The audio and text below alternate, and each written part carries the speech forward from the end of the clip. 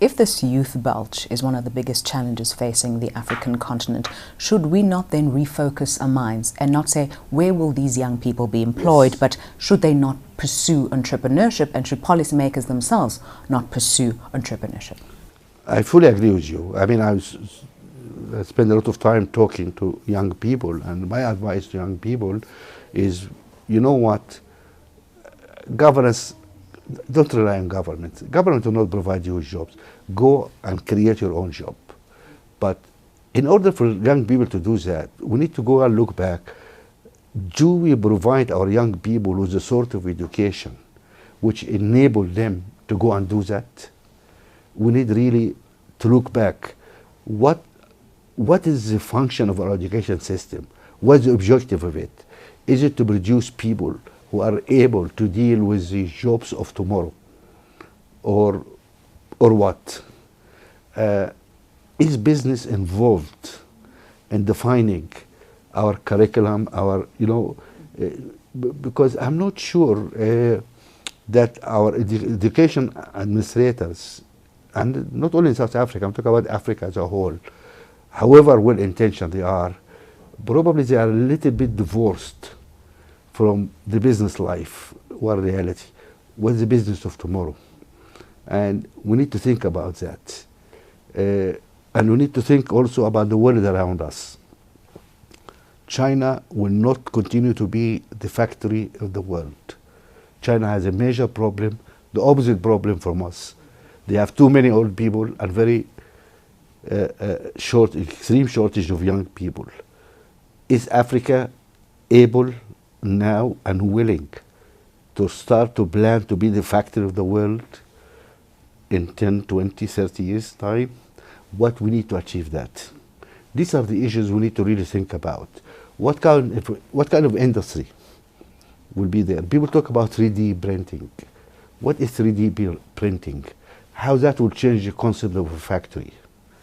And what is software, technology, these new fields where our people can really start to go and create an impact there.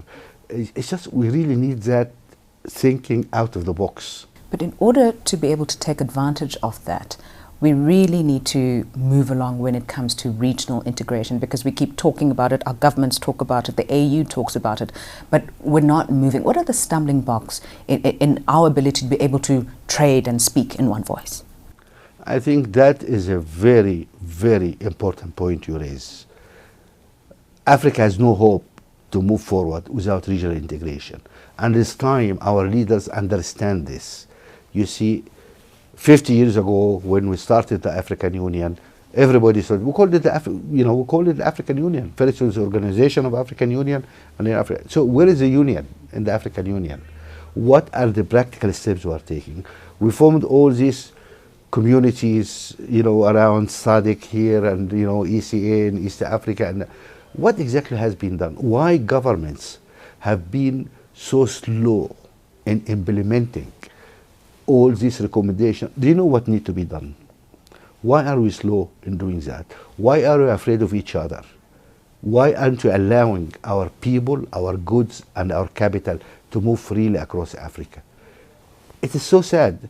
When I come to visit South Africa, I come with my British passport. You know why? Because I cannot come with my Sudanese passport. I'm going to need ages to get a visa. And you ask the question, why? Why are we afraid of each other? So that is the question.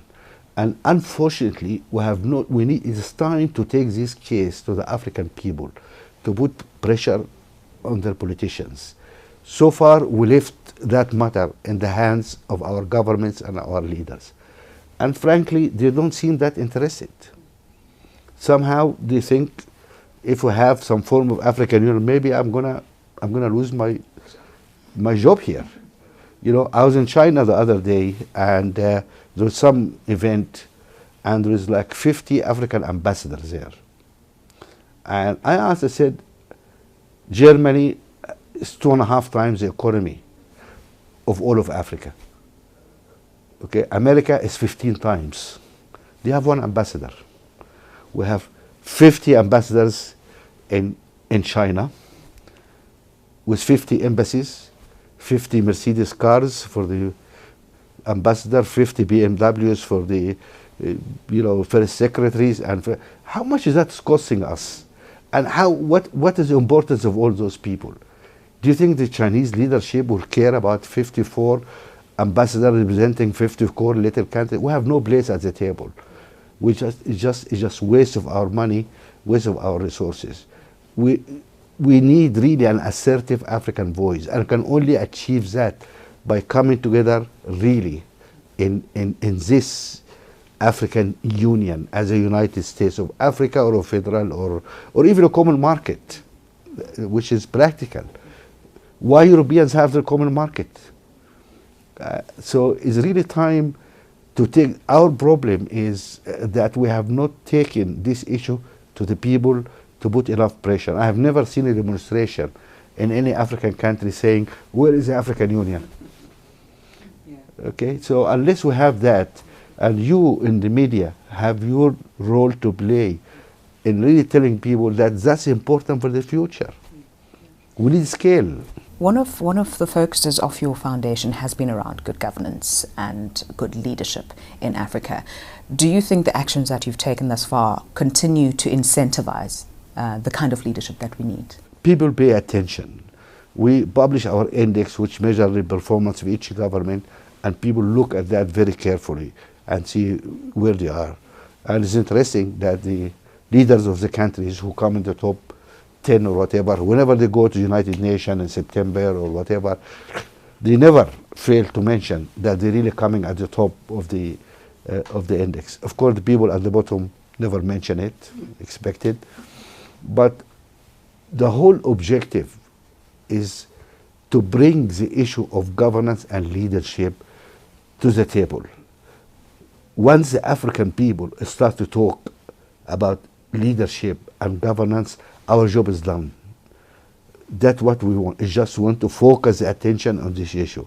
Then people know what to do. News that moves. ENCA.com.